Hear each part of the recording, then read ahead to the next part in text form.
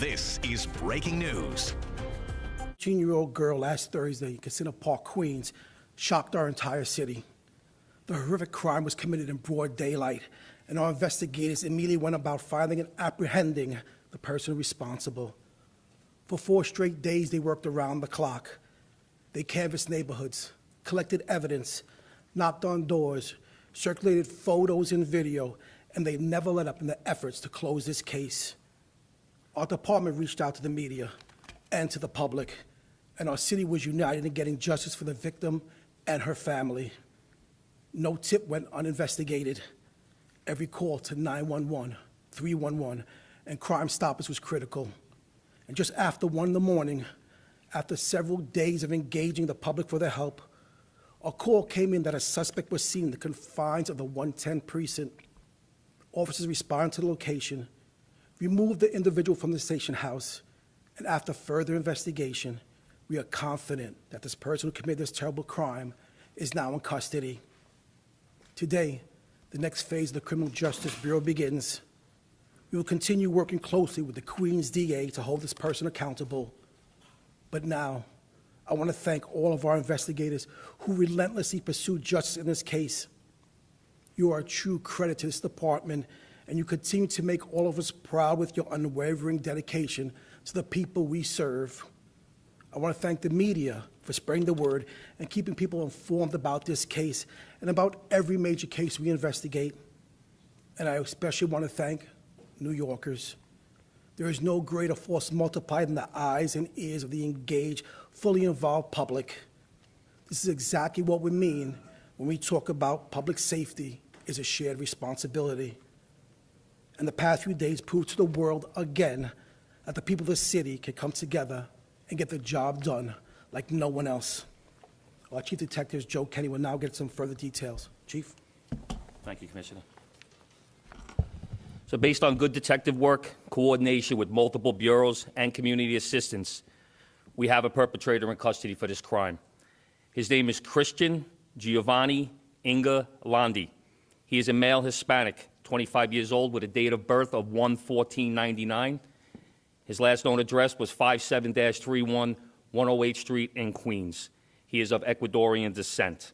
He has no prior arrest history in New York City. However, he does have 1 arrest out of state in Texas.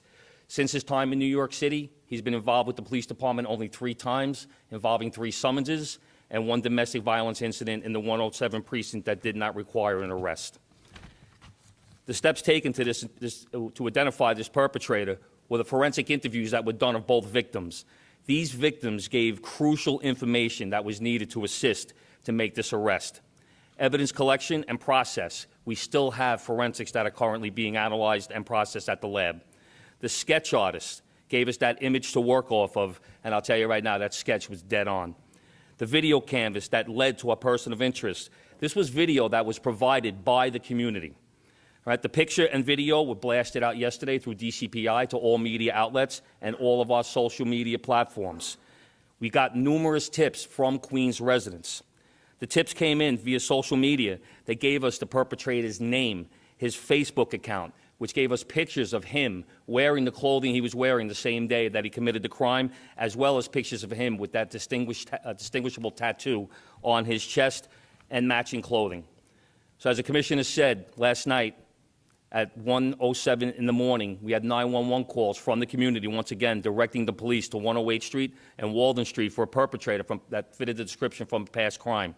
Here, we found that the community was holding our perp. At the time, the community was trying to hold the perpetrator, waiting for the police. He fought with them, and the community still managed to hold on to him until we got there. The perpetrator was treated and released for minor injuries at Elmhurst Hospital. He was taken back to the 112 precinct, where he's being processed by the Special Victims Unit. The perpetrator has made statements after waiving Miranda rights, where he indicated that he has a drug problem, that he found the knife that he used to threaten the two teens, that this was the first time he had ever done anything like this. He IDs himself in video that was shown to him. Currently, we are working with Melinda Katz in the Queens District Attorney's Office, but the charges are going to be as follows. For our female victim, rape, sex abuse, robbery in the first degree, menacing, unlawful imprisonment, kidnapping, endangering the welfare of a child, and possession of a weapon. For the male victim, robbery in the first degree, menacing, criminal possession of a weapon, unlawful imprisonment, kidnapping, endangering the welfare of a child. I'd like to thank Chris Lapolis and all of Special Victims for their efforts in bringing this case to a successful conclusion. Thank you. All right, we can take some on-topic questions. Dean Moses, Name New York. Chief, could you guys give a little more detail about the actual apprehension of the community residents? What did they do? Who are they? Were they a resident of the shelter? They're local residents from right on that block there. Like I said, we, through social media, through the help with you guys, that picture was out there. That sketch was plastered everywhere. Everybody knew who we were looking for. Like I said, we had tips coming in actually naming the perpetrator. So they knew who he was.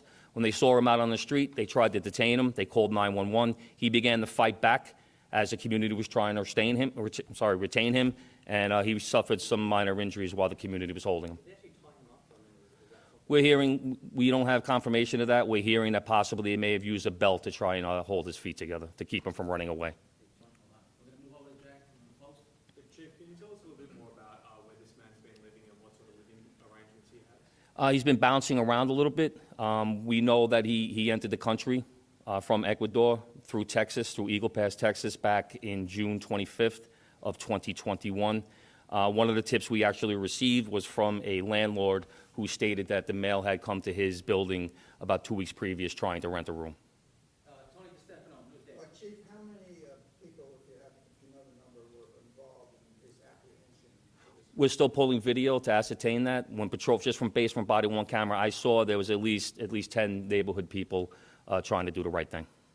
Rocco, Daily News. Chief, when he came to this country, what happened at the border? Was he with a family member? And as far as DNA, has anything been linked yet to the DNA? So the DNA is still being processed. When he did come into the country, the federal government did take fingerprints and DNA from him at the border.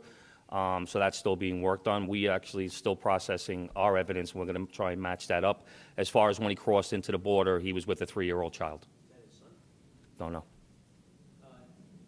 Jessica, CBS. Sir, can you confirm multiple reports that we've heard that the suspect used his own bandanas to stuff inside the victims' mouths to prevent them from screaming for help inside the park? There was one red bandana that was recovered from the scene, and that's being processed at the lab still. Rebecca Greenberg, New York One. Will any of the people who helped apprehend this suspect receive an award, a $10,000 award? As of right now, they can come forward for that. We're still working on identifying them. They said it was a chaotic scene there last night, so we're still working through that. Just one more question. In terms of, oh, I'm so sorry. Hi, Christine, CBS. Is there anything you can confirm? People, there are reports saying that he is a migrant. Is that the right terminology to use to describe him? And also, is there anything you can say about the victims and if they have a condition? So his arrival through the country is consistent through a path a migrant would take. He comes through Eagle Pass, Texas, where he's detained and placed under arrest for entering the country illegally. He's then detained, and while he's waiting for processing, he's let go. He does indicate to us that he knew his time in this country was coming to an end and that he was going to have to leave soon after. But he did come through to the United States from Ecuador through Texas, which is consistent with the way a migrant might travel. And anything you can say about the victims, the kids, if there's any? Not at this time. All right, we got time for one or two more. Ricardo Villarini, Telemundo. So is it fair to say that the 3-year-old is no longer with him? Do you know the whereabouts? We believe that he currently has 2 children at this time, one of them being 6 years old, so that the time frame would go that he arrived here 3 years ago with a 3-year-old. He does have a 6-year-old. All right, final question. Tony DeStefano. Chief, when he crossed the border, he was just an illegal border crosser at this stage. It wasn't an asylum seeker. Based on the charges that he received in Texas, that is what we see quite common. That is a charge given when you enter the country illegally. They are processed, they are fingerprinted, they are photographed, their DNA is taken, and then while they're waiting for their court hearing, they are released. So that's consistent, once again, with the migrant crossing. All right. Thank you, everyone, for your time and attention.